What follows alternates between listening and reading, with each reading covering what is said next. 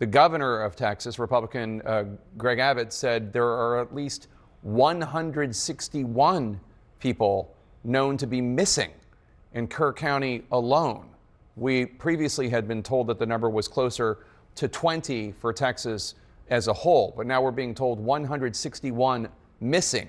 The governor vowed that each person missing will be found. We will not stop until every missing person is accounted for. Know this also. There very likely could be more added to that list.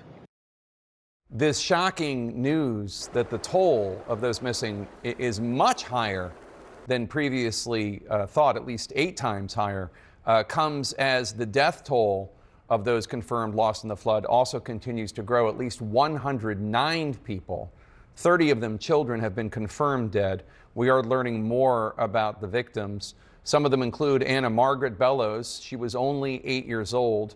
She's among the victims from Camp Mystic. Another 8-year-old Mystic camper, Lenny McCown, the Austin American-Statesman, published a statement from their father saying his daughter, quote, filled our hearts with so much joy we cannot begin to explain.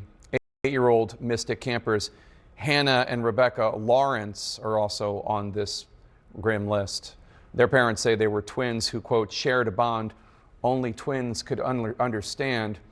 Also lost Odessa police officer Bailey Martin. Odessa Police Department saying that Martin was on a trip with his family to the Guadalupe River near Kerrville, Texas, for the 4th of July holiday weekend. These families, along with so many others, are going through unimaginable pain and grief. Meanwhile, some officials in Texas are facing some serious questions about preparedness and whether they acted on any flood prevention measures in this region referred to in Texas as Flash Flood Alley, in this area where flash flood killed 10 campers in 1987. Today, the Lieutenant Governor of Texas, Dan Patrick, says flood warning sirens could well have saved lives. But the city can't afford it, then the state will step up, and we need to have these in place by the next summer. We've had flash floods before, nothing like this, but had they heard those sirens screaming out loud, maybe that would have made them get out of their trailers or their tents and climb to safety. We will dive into why such sirens were not installed in hard-hit Kerr County, where as of now nearly 90 people have been confirmed dead.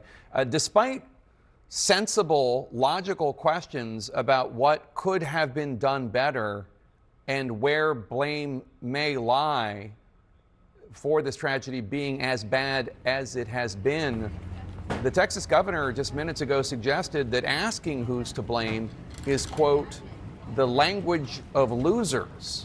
And the governor compared this to a football game and a football quarterback who promises to do better next time instead of pointing the finger of blame. I assure our viewers that we do not think that questioning officials in the Texas government about warnings that were unheeded and advice from experts that was not taken, we do not think that's the language of losers. We think it is the duty of accountability and a responsibility of all of us after such a horrific tragedy. Let's go straight to CNN's Isabel Rosales in Kerrville, Texas. And Isabel, we just heard from Governor Abbott that there are now 161 known people to be missing just in Kerr County.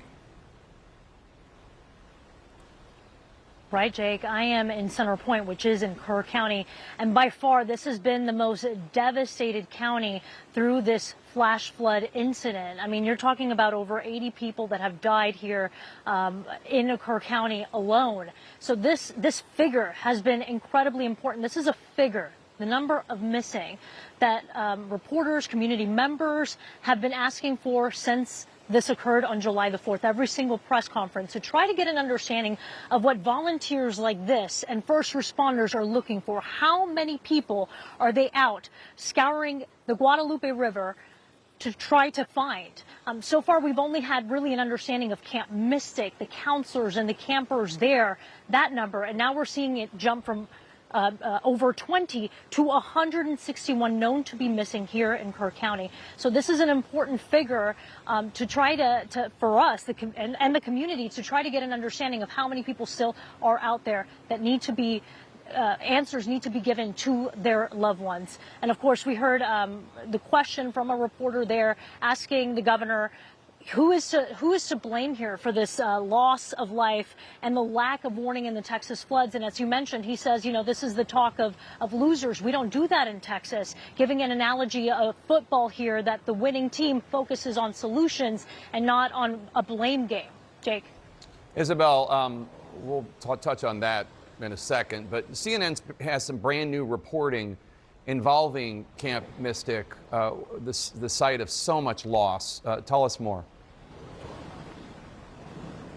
Right. So CNN just obtained new records that show that 2 days before these deadly floods, a state inspector was actually on site at Camp Mystic and certified that the camp had an emergency plan in place, a plan that was posted there at Camp Mystic for counselors and campers to take a look at. He also certified that all the cabins and all the buildings were safe. This would have included the Bubble Inn, where most of those youngest of campers were staying. That building that was devastated, we saw images of the walls just being busted through. It was very, very close to the river there.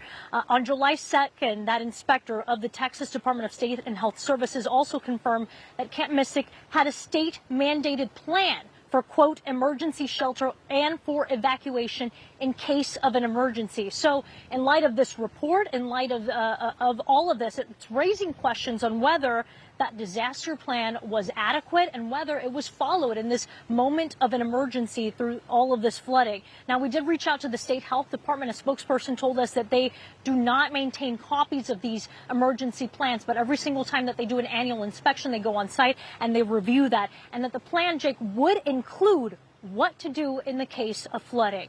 Now, we did reach out to Camp Mystic. They didn't respond to CNN's phone calls or emails about this report. But we do want to note that counselors did, in those moments, according to witness accounts, go and help those campers get to higher ground. But as we saw, the waters rose so quickly that for many of them, there simply wasn't enough time to get out of danger.